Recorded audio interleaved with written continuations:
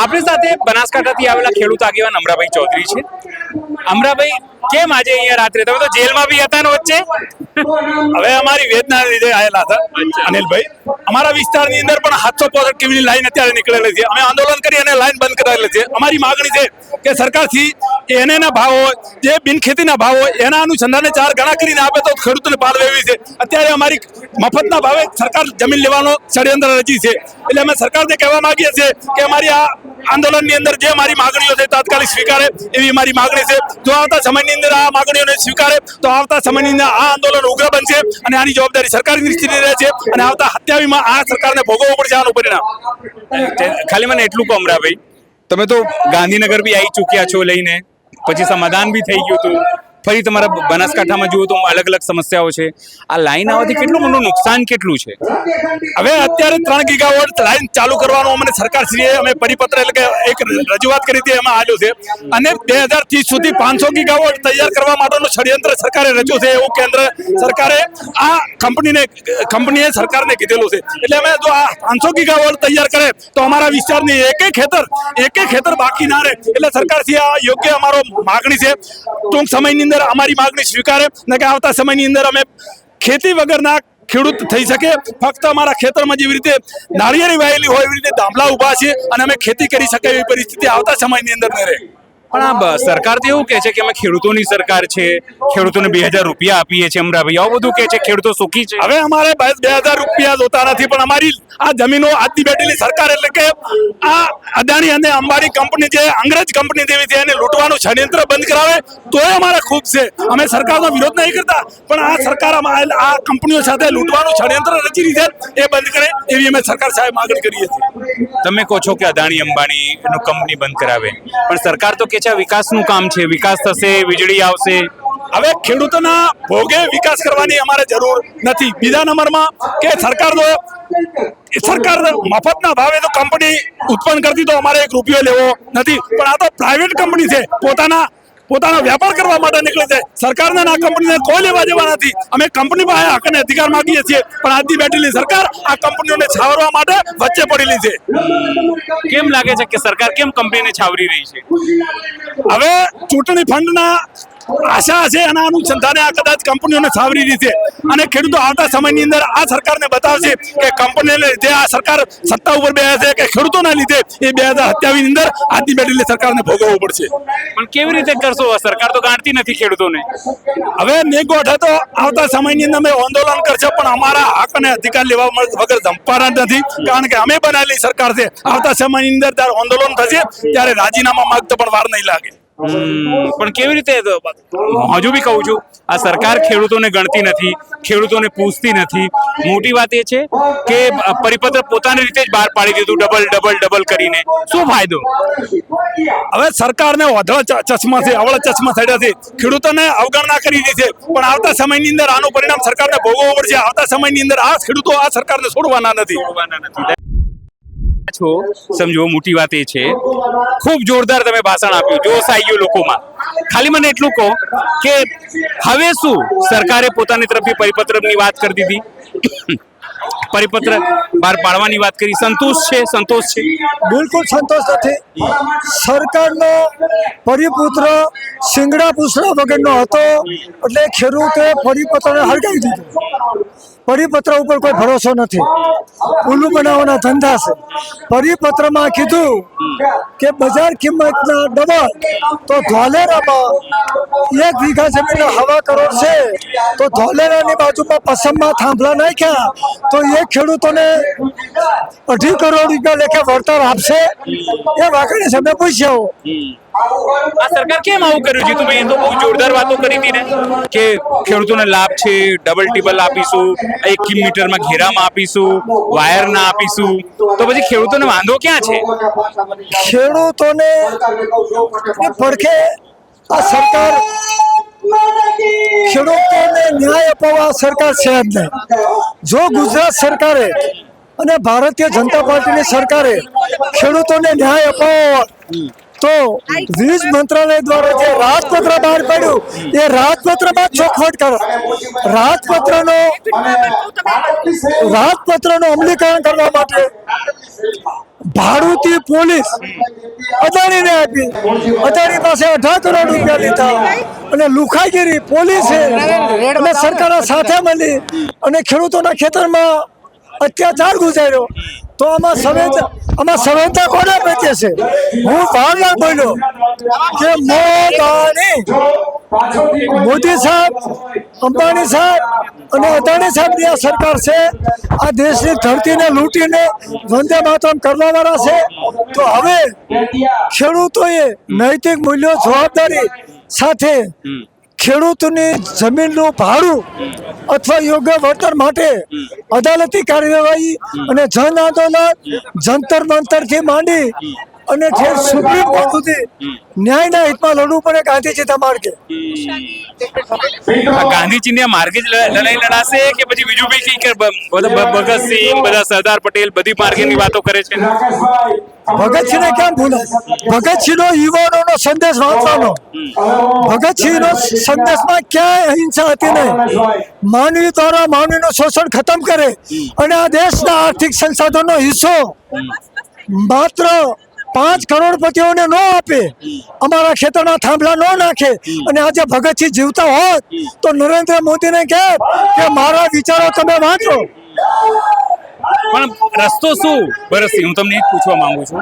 અહીંયાથી બધા હોકારા પોકારા કરી રહ્યા છે, મોટી મોટી વાતો કરી રહ્યા છે, પણ સરકાર જે છે એ તો કંઈક માનવા તૈયાર નથી. બહુ મોટી વાત છે. શું કરશો? 2025માં રાજપત્ર આવ્યો, કાંઈ ન થયું. માર્ચમાં થાંભલા ખોડ્યા, ખેડૂતોના ખેતરમાં આતંક મચાયો, કઈ ન થયું. કોણથી આંદોલન ચાલુ થયું? ગાંધીનગર ટ્રેક્ટર રેલી થઈ અને આખું વિશ્વ જોડ્યું છે.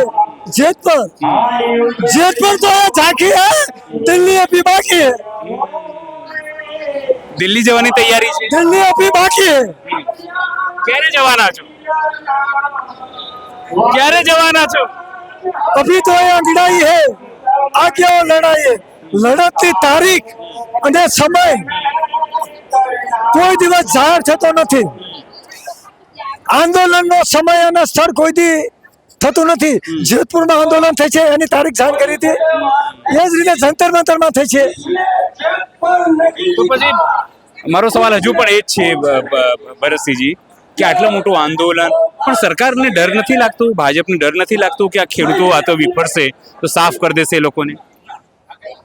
સરકાર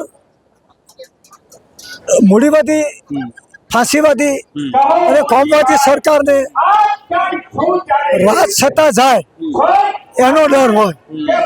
જ્યાં રાજ સત્તા જવાનો ડર હતો, બિહારમાં, બંગાળમાં, મહારાષ્ટ્રમાં, રાજસ્થાનમાં, જ્યાં ડર લાગ્યો ત્યાં ખેડૂતોના દેવા નાબૂદ કર્યા, મહિલાઓને 10,000 પર વળતર આપ્યું. ગુજરાતમાં ડર નથી એટલે ખેડૂતો પર શોષણ થાય છે. જ્યારે સરકારને બીક લાગશે કે મોદી સરકાર ગુજરાતમાંથી જાય છે ત્યારે ખેડૂતોને ન્યાય મળશે. હજી ડર નથી. ડર લાવવા માટે શું કરવું પડશે? ડર લાવવા માટે જય ભવાની, ભાજપ જવાની.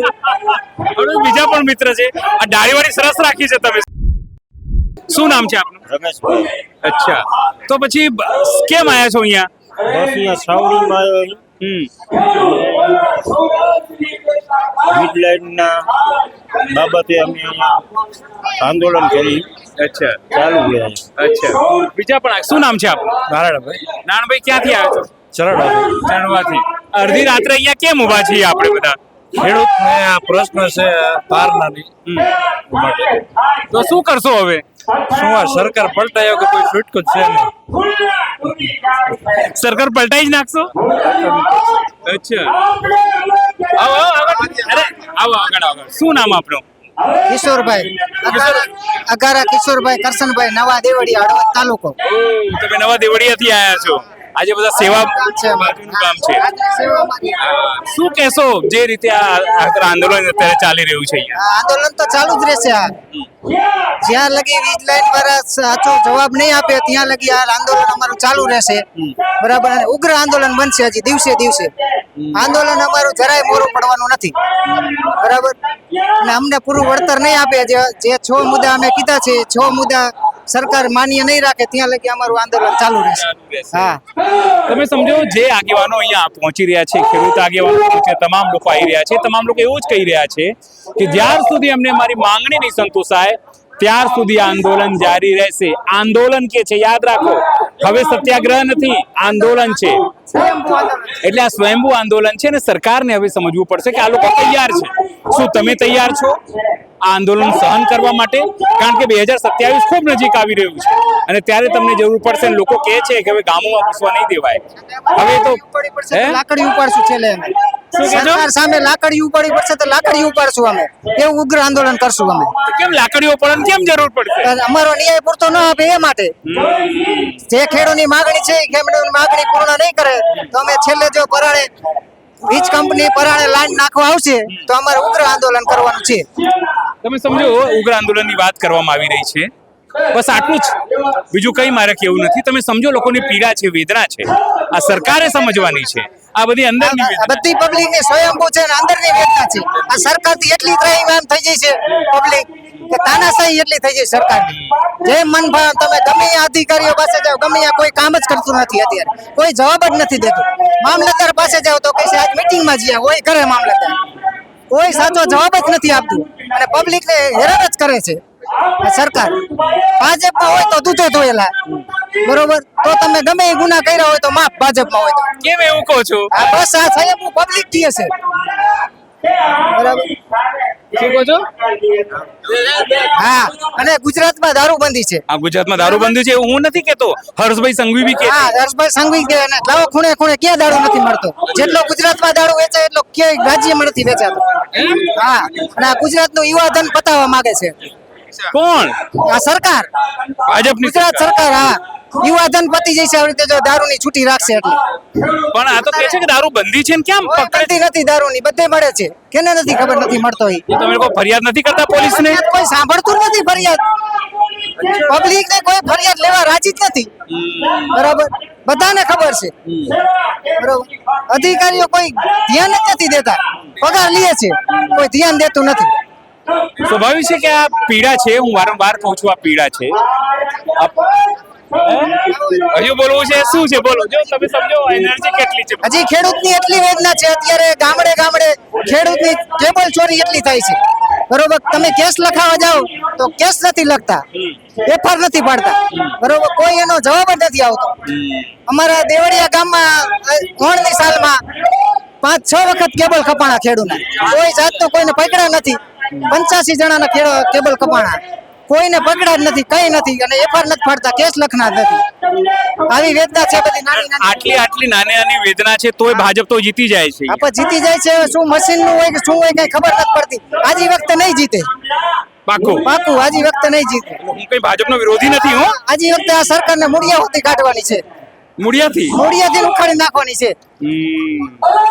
તમે સમજો આ પીડા છે, આ પીડા સમજવા વાળી વાત છે.